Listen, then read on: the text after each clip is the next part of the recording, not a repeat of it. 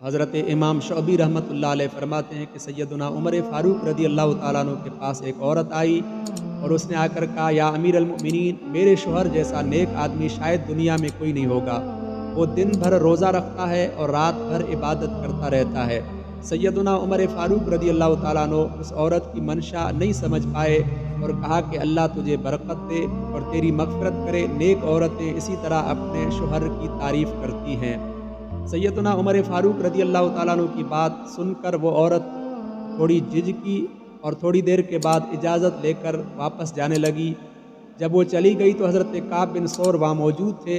आपने कहा, या अमीर अल-मोमिनीन, असल में ये औरत अपने शौहर की तारीफ़ नहीं बल्कि वो उसकी शिकायत करने आपके दरबार में आई थी, क्योंकि इसका जो शौहर है वो जोश इबादत में ज़ौजियत के हक़ पूरे अदा नहीं करता। सैयदना उमर फ़ारूक रज़ी अल्लाह तआला अन्हु ने किसी को भेजा कि जाओ इस औरत को बुलाओ। जब वो शख़्स गया, उस औरत को उसने बुलाया। जब उससे पूछा गया तो वाक़ई बात इसी तरह थी जिस तरह हज़रत काब बिन सौर ने कहा था। हज़रत उमर ने कहा कि ए काब, अब तुम ही इसके मुतालिक फ़ैसला करोगे कि इसके शौहर के बारे में क्या फ़ैसला करना चाहिए। आपने कहा कि या अमीर अल-मोमिनीन, आपके होते हुए मैं कैसे फ़ैसला कर सकता हूँ।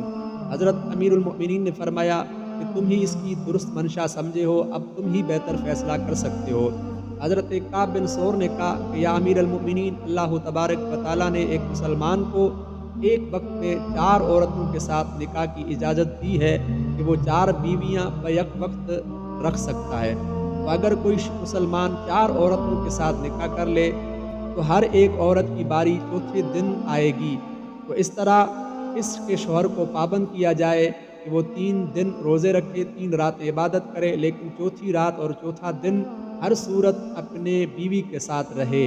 जब सैयदना उमर फ़ारूक रज़ी अल्लाह तआला अन्हु ने हज़रत काब बिन सौर का ये फ़ैसला सुना तो आपने कहा कि तुम्हारा ये फ़ैसला पहली फ़हमो इदराक से ज़्यादा अजीब और बेहतर है। उसके बाद हज़रत काब बिन सौर को आपने बुसरा का काज़ी मुकर्रर कर लिया।